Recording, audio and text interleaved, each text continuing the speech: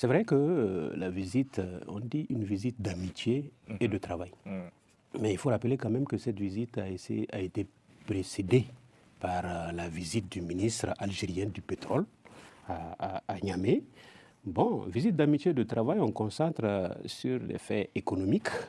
On oriente vers un retour de l'Algérie dans le Sahel.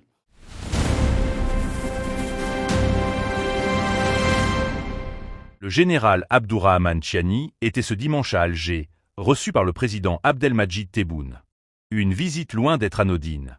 Après des mois de tensions diplomatiques et un contexte sécuritaire explosif au Sahel, ce déplacement soulève plusieurs questions. Pourquoi maintenant? Que cherche réellement Niamey auprès d'Alger?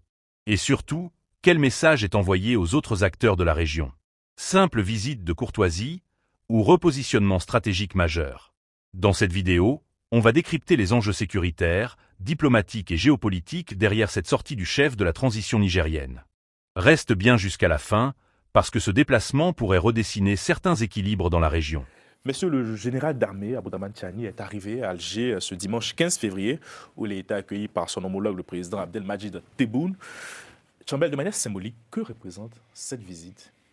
Oui, vous parlez du Niger, c'est le pays de Saraouina Mangou, la reine panthère. Mais ce n'est pas que ça.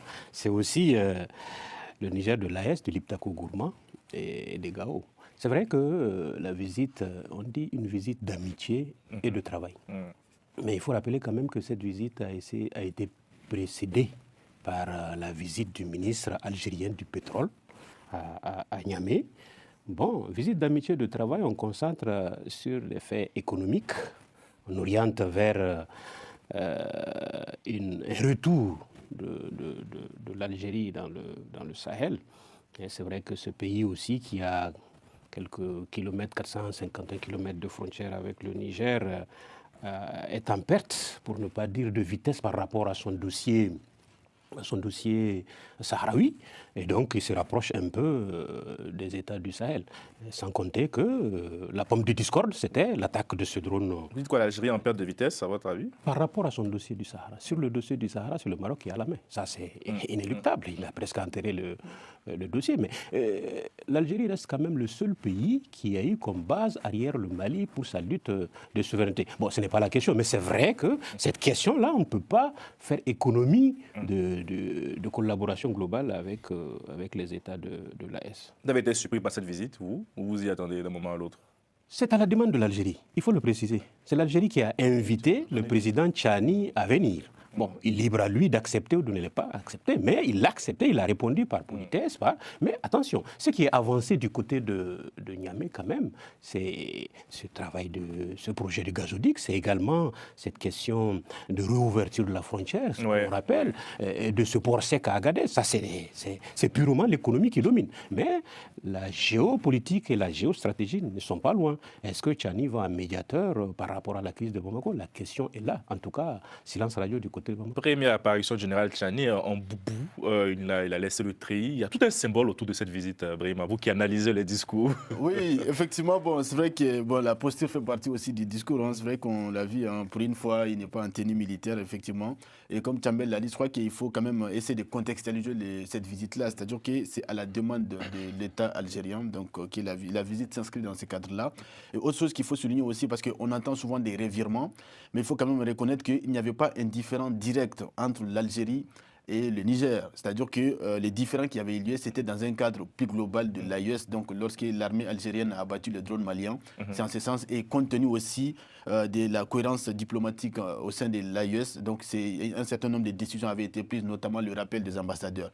Mais ce n'était pas un incident direct entre l'Algérie et le Niger. Donc, est-ce qu'on peut réellement parler de revirement quand on sait que les différends n'étaient pas directement, et surtout qu'il s'agit d'une visite bilatérale, c'est-à-dire que le président nigérien ne se rend pas en Algérie au nom de l'AES, mais c'est au nom de son pays. Même si c'est difficile de distinguer aujourd'hui. Non, oui, c'est difficile de distinguer.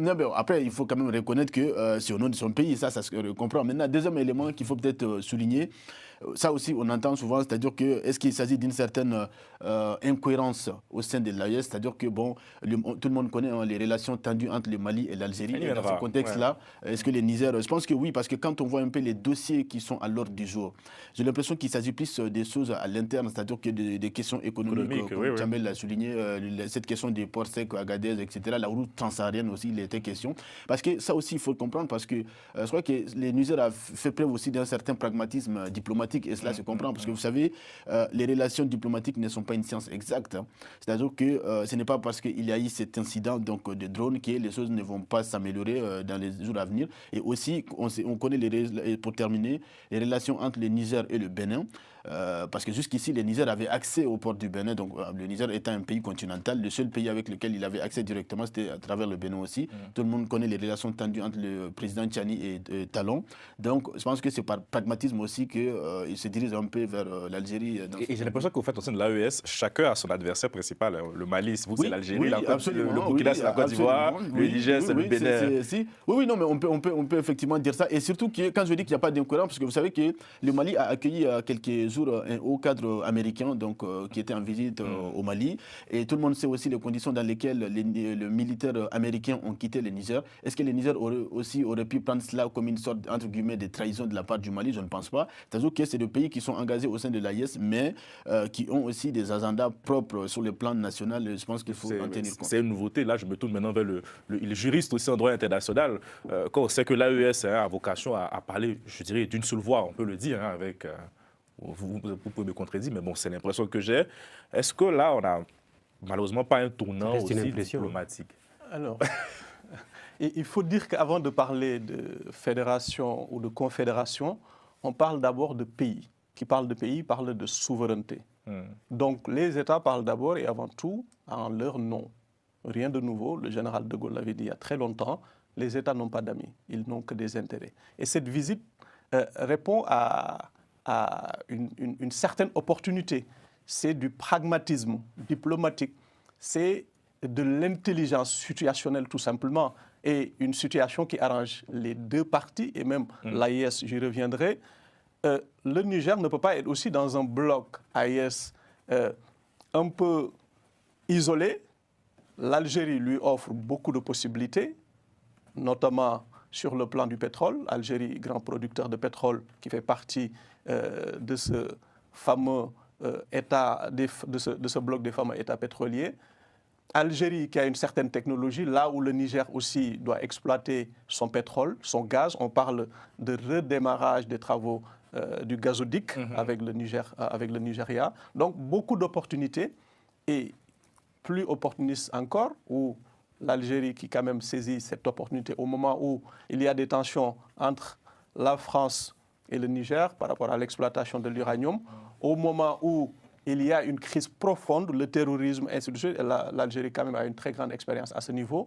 Et surtout, ça coïncide à une période où l'Algérie, qui traditionnellement misait sur une solution du tout militaire, est en train d'opérer un virage à 100 degrés, de l'économie plutôt au militaire maintenant. Et je ne peux pas m'empêcher d'évoquer son voisin marocain. Il est connu pour sa diplomatie économique, une diplomatie même souvent très agressive, depuis 2017 notamment. L'Algérie est en train vraiment de comprendre que les ressources naturelles sont épuisables et qu'on ne peut pas se baser sur une économie de rente à 90% basée sur le pétrole et le gaz. Et depuis 2017, notamment 2022, l'Algérie a triplé ses exportations, ses exportations, surtout en diversifiant ses exportations, ce qui représente 2% de son PIB, ce qui est considérable. Donc l'Algérie a profité aussi de cette opportunité pour à la fois se positionner comme un pivot stratégique, là où les autres partent, les Américains, les Français, d'abord sur le plan du renseignement, sur le plan sécuritaire, mais surtout sur le plan économique, en offrant au Niger, au Mali et au Burkina des ports secs, surtout de la technologie. Donc je crois que c'est du pur réalisme. Et moi, je vois surtout une ouverture prochaine de dialogue, de discussion avec le reste des pays de l'AES. Justement, vendredi, le ministre du pétrole était au Burkina. Ouais. Et très prochainement, je crois que le Mali n'a pas aussi intérêt à s'isoler davantage. Donc, c'est vraiment du réalisme, c'est de l'opportunisme pur et dur. C'est ça aussi. Brahima n'est pas très certain comme vous. Jean-Yves. Oui, comme il a dit tout à l'heure, en fait, il y avait une délégation algérienne conduite par le ministre d'État Mohamed Al-Kaf qui s'était rendu au Burkina, donc c'était toujours dans cette même coopération-là, je crois, avec l'État burkinabé. Donc aujourd'hui, depuis lundi, on a eu cette visite-là aussi du président nigérien. Donc je veux dire, c'est toujours dans cette même lignée-là, c'est toujours dans le même processus que l'Algérie s'inscrit aujourd'hui. Et surtout que lorsqu'on regarde au niveau du Sahara, on voit qu'en fait,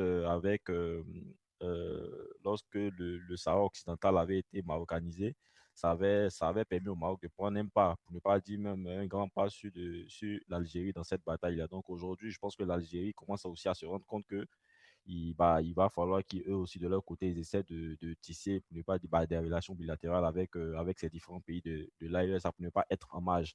Donc, c'est dans ce contexte-là qu'ils se sont positionnés aussi avec ces différentes délégations et puis cette invitation du président nigérien qui est aussi venu avec une importante délégation. Voilà ce qu'il fallait comprendre sur la visite du général Abdourahmane Tiani à Alger et ses échanges avec Abdelmadjid Tebboune. Simple rapprochement diplomatique ou véritable stratégie de repositionnement dans un Sahel en pleine recomposition. L'avenir nous dira si cette rencontre marque un tournant durable dans les relations entre le Niger et l'Algérie, ou si ce n'est qu'un épisode de plus dans le jeu géopolitique régional.